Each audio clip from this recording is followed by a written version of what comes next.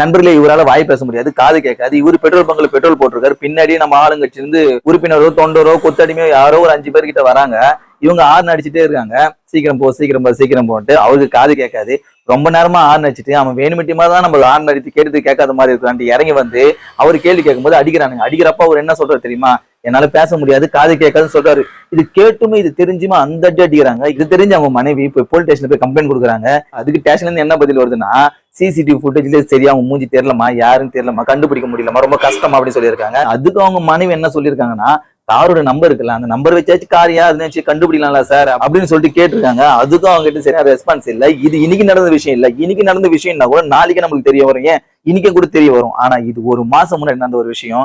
ஆளுங்கட்சியில இருந்து இந்த மாதிரி பண்ணிருக்காங்கன்ட்டு வெளியே வராம இருந்துச்சான்னு எனக்கு சத்தியமா தெரியல.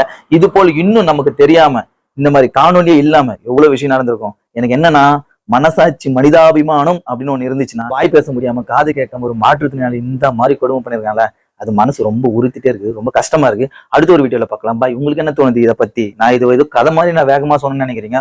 எனக்கு அவ்வளவு கோவத்தை காட்டாம நான் பொறுமையா பேசிட்டு இருக்கேன். பாய்.